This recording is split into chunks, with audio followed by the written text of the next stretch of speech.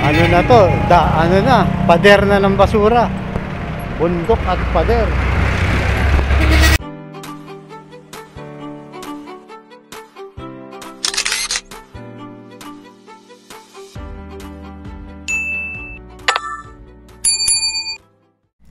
Welcome back sa aking YouTube channel, Jeremy's TV Manila.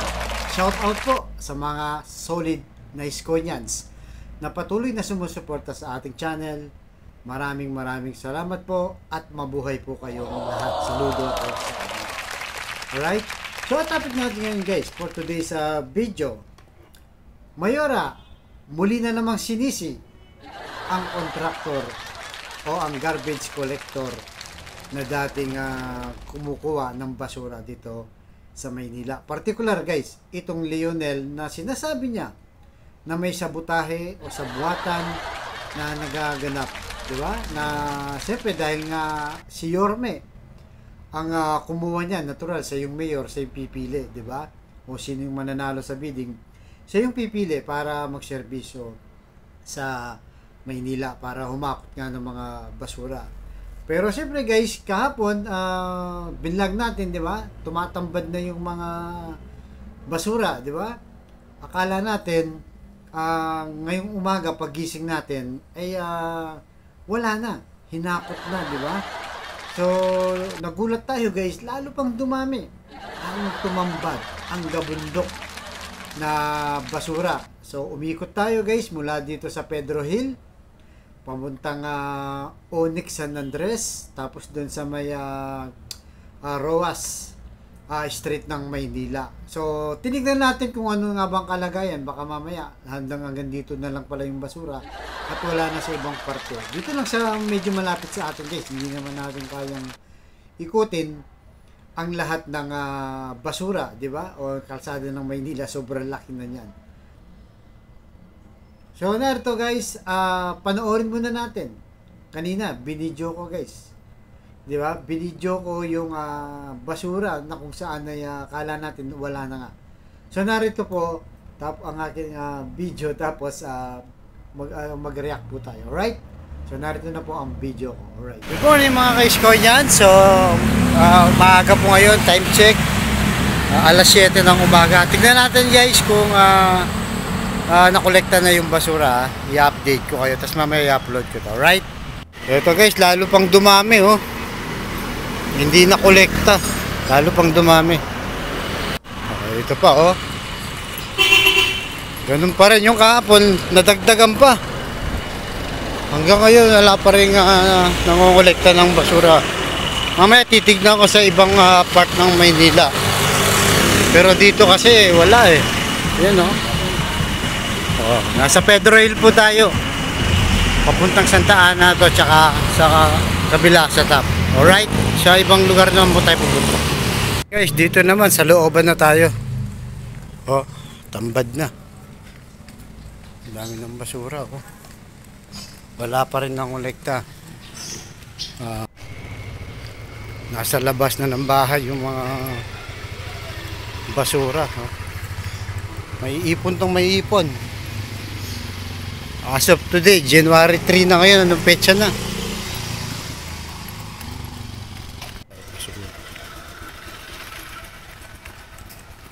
Dami na. Oh, ito pa. Dami talaga oh. 3 araw na yan. Pa. Hindi siya doon, ang dami rin basura doon no? Bumawi ang 19 anyos na Pinay at dinomina ang... So yan, may nakita na naman tayo dito guys. So yun no, nakatambak din. Wala talaga. Diba? Yung contractor na yun no? Matatawag na illegal tambak. Na naging pag-aresto sa kanya. Pero mga antay yun, sinabing tanggapin na lamang ang ginihaing arrest warrant. Dami. Oh, dami.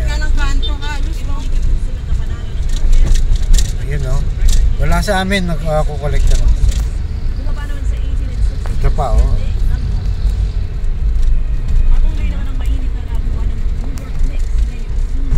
Dami. May nag-comment na nga sa akin kanina. So Taga dito Onyx, oh. Nasa Onyx po tayo. Ayan, oh.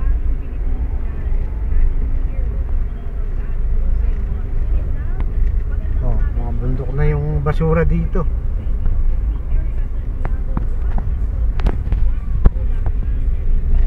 Hindi pa rin nakokolekta, no? Bakit walang nangongolekta basura? Bakit? Oo nga, oo, pati nga to. Tambak ang basura, oh. Ay, oo nga, dami na. At wala. Wala pa yung kontraktor. Oh, yan. Oh, dami niyan, no? Oo nga, no. Habang tumatagal, dumadami yan. Wala nang kolekta. Yung bagong kontraktor, wala nang nangyayari. Oh. Pinagmalaki pa naman ni Mayori. Talagang bundok. Ayun, no? May nagwawalis naman, pero Tinatambak din. tinatambak din, no? O yun po, oh. O, dami na, oh. Hanggang doon yan. Sa ano tayo? Kabahan ng Roas Street. O, yan, no?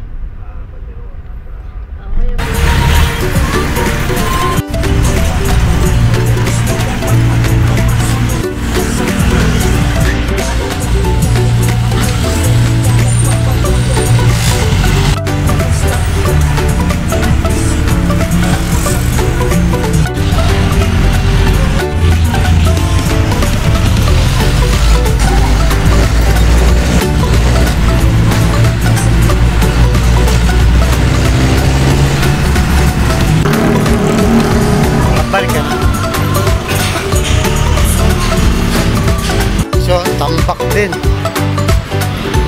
Oh. Grabe naman yan.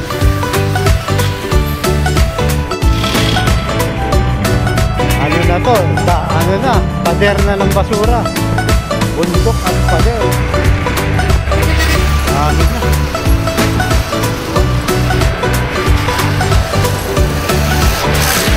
Grabe. Ayan, no? Ano nangyayari, Mayora?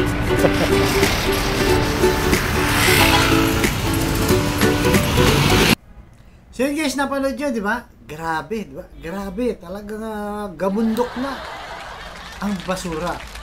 So, dito natin makikita na parang mabagal talaga kumilos yung nakuwang bagong kontraktor nitong si Mayora. At tingin ko guys, magtatagal pa to. Alam niyo kung bakit? Yung barangay namin dito, nag-announce na. Sinasabi ng barangay namin dito na wag na muna pong itatapon yung basura nyo sa labas. Diba? Usually sa harap ng may mga particular na area yan kung saan na pwedeng itapon. Ang sabi niya, habang wala pa po nga kumukuha ng basura, sa bahay muna. Diba? Kasi talagang dumadami guys. Siyempre, natural yung daanan ng tao. Babaho din dyan. Ang problema dito kasi, lalo na dito sa Maynila guys, alam naman po natin lahat, maraming nangungupahan. Yung iba, diba? Room for rent lang. Paano mo ngayon iipunin ng basura mo? Diba? Natural, mangangamoy yun. Meron din bed space, mga maliliit na mga inuupahan lang. Saan mo itatapon yan? Diba? Mangangamoy yan. Lalo na kung maliit na space lang. So, ibig sabihin nito guys, ang tao ang nagsasakripisyo. Ang tao pa ang mag-a-adjust. Diba? Hindi ba dapat ang gobyerno ng Maynila na talaga dapat ang malayo pa, diba? Dapat pinorkas na nila. Lalo pa, di ba? Itong si Mayora ay pangatlong taon niya na. Di ba? Na New Year at saka Pasko na alam nating lahat pagka ganitong panahon. Talaga namang tumatambad ang maraming basura. So narito guys, ano nga ba ang sinasabi dito ni Mayora? Pakita natin. Baka sabihin, hindi natin pinapakita yung kanyang panig. Para lang malaman po ng lahat. So ito nag-post kanina mga 3 hours ago. Ang sabi niya dito, katulad po ng una nating sinabi, ang kapabayaan ng nakaraang garbage collector ay aayusin natin. Kung kaya't dalawa na po ngayon ang umahakot ng basura sa lungsod, ang Metroways at ang PhilEco. So yun guys, di ba? Ang sinasabi niya dito, sinisisi niya yung Leonel. Siyempre, sinasabi lang yan, parang tumutukoy din yan kay Boss Y. Dahil lang kumuha niyang Leonel na yan, itong si Boss Y. At sinasabi rin niya, di ba, paulit-ulit niya sinasabi na sinasabotay siya. Kaya nagiging dugyot ang Maynila. Pero yung kinuha niya guys, di ba, na-discuss na natin nung isang araw, dalawang kumpanya na laban dun sa Lionel. At ang budget nito ay 842.7 million. Halos 1 billion guys ang budget nito. Ngayon tanong, dalawa na yung kumpanyang kinuha niya, di ba? Bakit umabot pa ng hanggang ngayon, January 3? As of today guys, January 3 na po, tambak pa rin ng basura. Nakita nyo naman, di ba? Video lang natin kanina. Umikot tayo sa mga ilang party dito sa Maynila na malapit sa amin. So nakita natin, di ba, na talagang mukhang mabagal. Di ba, kumilos dalawang kumpanya. Kasi guys, kung naalala ko lang pala, kahit ang mga solid Disconians dito na taga Maynila, itong Lionel, di ba, mula nung umupo si Yorme, never ko pang na experience, never natin na experience, di ba, na pagkatapos ng bagong taon ay umabot na hanggang January 3 ang basura, di ba? Hindi, ang alam ko pinakamatagal na yan, dapat kahapon lang tapos na, January 2 tapos na, kasi di ba 31 wala namang maghahakot niyan, understandable yan guys. Yung unang taon, January 1, di ba, halos nililinis na ang buong Maynila. Noong panahon ni Yorme, wala tayong narinig na reklamong gano'n. Kasi talagang nag-perform itong si Lionel. At kahit nung umupo na, itong si Mayora, 2022, di ba, hanggang last 2023, di ba, na New Year, wala naman tayong nakitang tumagal ang Lionel na paghahakot ng basura pagdating ng bagong taon. 'Di ba? Kasi kung meron yan, di sana may reklamo na rin, 'di ba? Wala akong maalala. Kayo po sa mga ka-Disconians natin yan, mag-comment down below kayo kung meron kayong naalala, 'di ba? Na ganun na nga nangyari at tumagal. At ito, dalawang kumpanya pa guys, mukhang napakakupad. At kumilos, sinasabi dito, tuloy natin guys, tuloy muna natin. Ang nagdaang Pasko at bagong taon ay nagdulot ng 100% na pagtaas ng basura sa Maynila na tila iniwan na lamang bigla ng dating kontraktor. So dahil po dito, mariin ko nga iniuutos ngayon sa ating mga bagong collectors ang tuloy-tuloy na paghahakot ng basura 24/7 kung kinakailangan. So yun nga guys, di ba, sinisisi niya talaga yung garbage collector. Particular nga itong Lionel. At sinasabi niya, minomonitor na inuutos niya 24/7. So, kung 24/7, dapat talagang mabilis lang, di ba? Walang humpay yan kasi tuloy-tuloy pala yan. Pero bakit umaabot pa ng ganito katagal? January 3 na. At ang sabi niya, maglalagay na rin po ang ating Department of Public Service at Task Force against road obstruction ng hotline para sa mga reklamo habang nasa transition period pa tayo. So ngayon lang siya naglalagay guys, di ba? Napansin nyo? Ang dami na nga reklamo. Kumbaga nauna na yung reklamo bago pa siya maglagay ng tao. Yun ang hindi siya advance mag-isip din kagaya ni Boss Y. Kaya pinapakita dyan sa mga picture na naghahakot na sila. Diba? Bagamat natural, kailangan maghakot, kumilos na, diba? Pero ang question dito, ang bagal. Diba? Habang tumatagal, ang tao ang apektado nito. Diba? Sa amoy, baka may magkasakit pa yan. At yung paninisi niya talaga hindi naaalis guys, sa kahit na anong larangan na kanyang pagka-field sa kanyang pagka-mayor. Diba? Kasi nung si Yorme, naalala nyo si Yorme, 2019, diba? Dugyot din ng Maynila, iniwan ni Erap. Alam natin lahat yan. Kahit nga doon sa City Hall, diba? Kung saan nakaapak pa nga naka-jackpot pa nga si Yorme, diba? Marami rin, doon guys, marami rin tindahan. Ang magulo rin, makalat din. Pero ano sinabi ni Yorme pag upo niya? Sinisiba niya si Erap? Sinabi ba niya, kasalanan ni Erap to eh. Naglipa na yung mga vendors kahit sa sulok ng Maynila meron. Wala siyang sinabing ganun, 'di ba? Ang katwiran ni Yorme guys, ako na yung nasa posisyon, hindi ko na kailangan manisi, gagawa na ako ng paraan at mabilis na akong kikilos. Diba? Yun ang ginawa ni Yorme. Kaya isang araw lang, di ba? Isang araw lang. Yung dekadong problema dyan sa Divisoria, nalinis niya. Alam naman natin lahat. Kaya biglang sikat si Yorme doon, di ba? Talagang puring-puri siya ng Manileño at ang buong Pilipinas. Ganun dapat, di ba? Kung leader ka, huwag ka nang manisi. Ikaw na nga nasa pwesto eh. Gumawa ka ng paraan din. Kumilos ka ng mabilis para yung taong bayan ay hindi magreklamo. Yung problema nga, nakikita natin ngayon, mabagal kumilos, dalawang kontraktor na to. Dalawang kontraktor na kinuha niya, January 3 na, gabundok pa rin ang basura.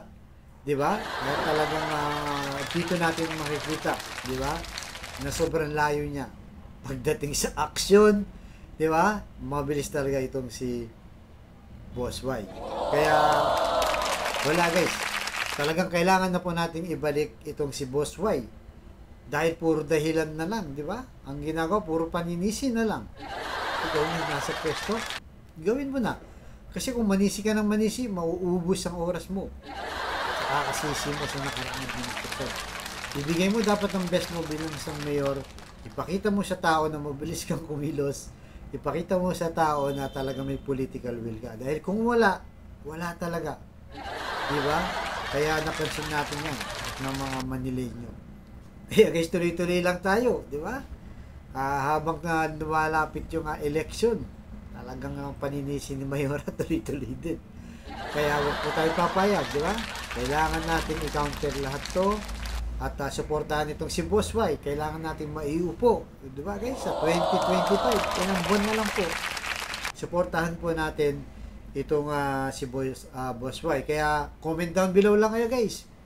Like, share, and subscribe na rin po. At kung hindi naman kayo nagmamadali at wala kayong lakad guys, huwag nyo na rin skip yung mga ads para pampalaki ng ating channel. Kaya guys, anong masasabi nyo ulit dito sa sinasabi ni Mayor na naninisi na? Siya na yung nasa pwesto, umabot na ng 3 araw. Yung basura, gabundok na po. Kaya marami nang nagagalit ngayon. Sa social media, ang dami nang nagre-reklamo. Di ba? Pero sa kanya, wala siyang kasalanan. Hugas kamay na siya. Kasalanan ng garbage collector o ni Boss Y. Dahil nga siya yung kumuha nitong kontraktor na Leonel na hindi naman natin naranasan guys nung panahon ni Boss Y. Alright guys, so hanggang dito na naman po. Abangan nyo susunod kong vlog mamayang gabi. Baka mag-live tayo. Tungkol din ito siyempre sa Maynila kay Boss Y. Mamaya po, abangan nyo. Alright, thank you very much po. Pagpalain tayo ng puong may kapal. Manila, God bless.